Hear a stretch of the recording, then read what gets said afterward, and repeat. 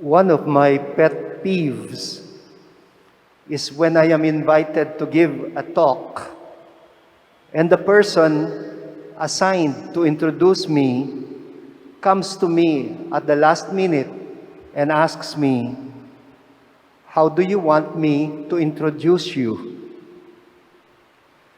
You know, sometimes they can be more blatant than that.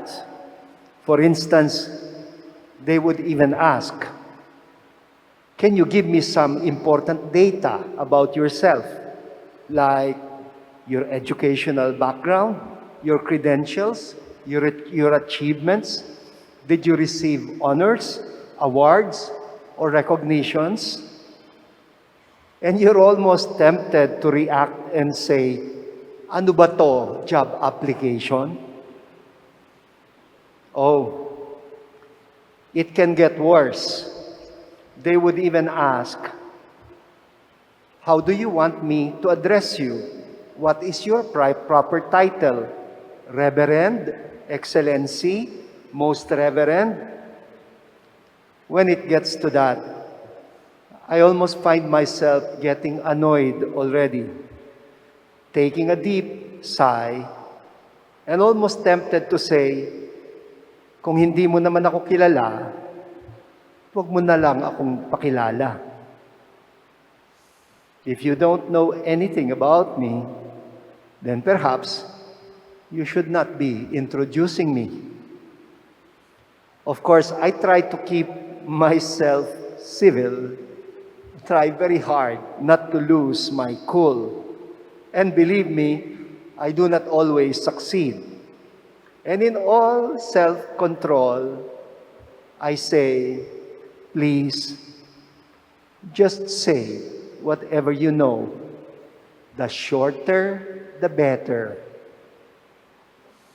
This is the kind of situation that Jesus finds himself in our gospel today, which is a continuation of the gospel readings for the past few days.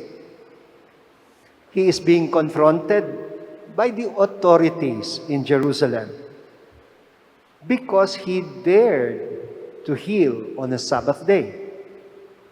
And aside from healing, he has also been preaching and exorcising. Now, they want to know by what authority he is doing what he is doing. In short, ano daw ba ang credentials niya? Kasi sa kanila, he was a virtual nobody from Nazareth. He was not a Pharisee educated in the big-time rabbinical schools of Jerusalem. Rather, he is known to be anak ng karpintero, meaning he did not have the expected pedigree. Kumbaga sa panahon natin, he has no diplomas or certificates to prove his worth, no medals, no awards from a university, no string of alphabets after his name, like AB, MA, PhD, STHD, JCL, JCD, DD, etc. Ang mga tao mahilig sa titles. He says, "If I testify on my own behalf, my testimony is not true." Sa Tagalog, may expression tayo sa ganyan. Pagbubuhat ng sariling bangko. Literally, carrying one's own bench. Sabi pa ni Jesus, "The works that the Father gave me to accomplish, which I do, testify on my behalf." If I were to paraphrase what he's trying to say, I think this is what he means. The words that I speak and the works that I do, they speak for themselves. Or, Maybe you should have enough discernment to know if I am giving you empty words, if I am just a noisy gong or a clanging cymbal, to borrow the words of St. Paul. Empty words fly and return to us like a boomerang. Remember, in his prologue, St. John calls Jesus the Word made flesh.